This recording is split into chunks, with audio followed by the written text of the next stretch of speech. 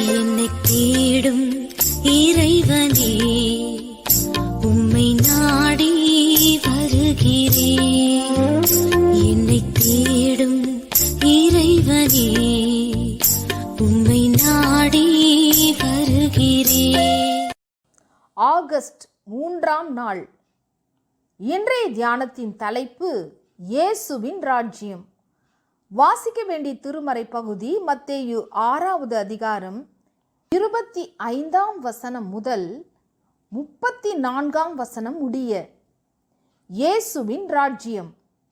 இயேசு, என் ராஜ்யம் இவ்வுலகத்திற்குரியது அல்ல என்றார். யோவான் 18:36. தேவராஜ்யம் அல்லது பரலோக ராஜ்யம் எனப்படுவது வேதத்தில் இரு வகையில் பயன்படுத்தப்பட்டுள்ளது.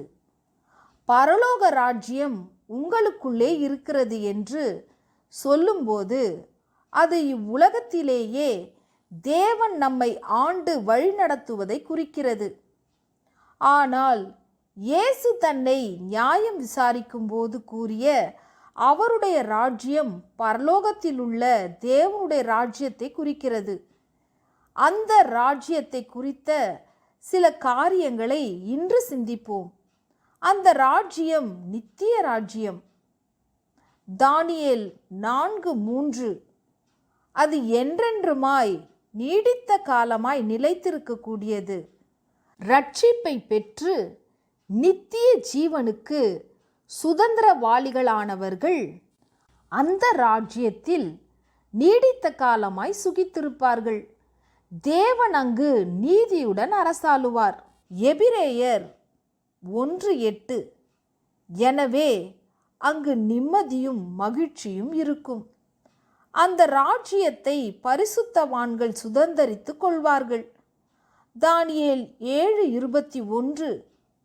இந்த ராஜ்யத்தை பற்றிய நற்செய்தி பூலோகம் எங்கும் உள்ள சகல இனங்களுக்கும் சாட்சியாக பிரசங்கிக்கப்பட வேண்டும் என்பது தேவனுடைய சித்தமாகும். இந்த ராஜ்யத்தை சென்றடைவதுதான் கிறிஸ்தவர்களின் லட்சியம் அல்லது இலக்காகும்.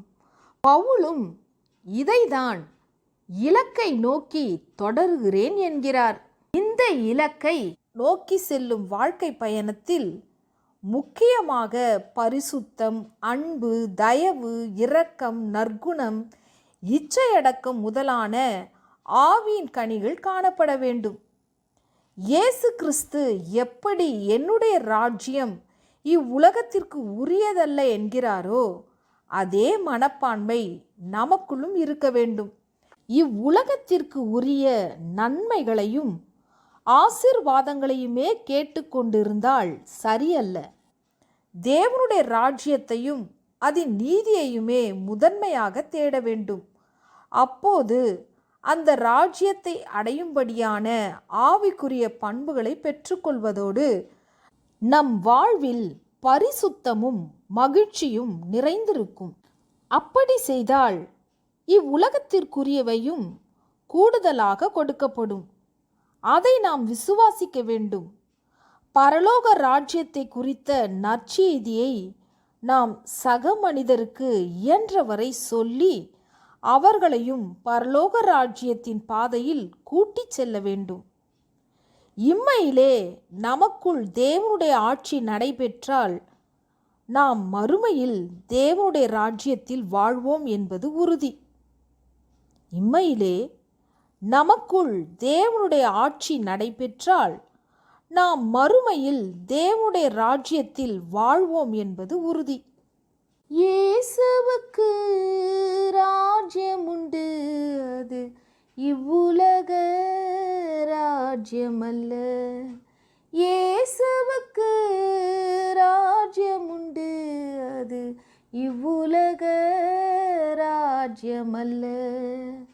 நித்தியமான ராஜ்யமது, நித்தியமான ராஜ்யமது, நீதியுள்ள ராஜ்யமது, நீதியுள்ள ராஜ்யமது. இயேசுவுக்கு ராஜ்யம் உண்டு, அது இவ்வுலக ராஜ்யமல்ல. நித்தியமான ராஜ்யமது, அது நீதியுள்ள ராஜ்யமது. இயேசுவுக்கு ராஜ்யமுண்டு, அது இவ்வுலக ராஜ்யமல்ல. ஜெபம்.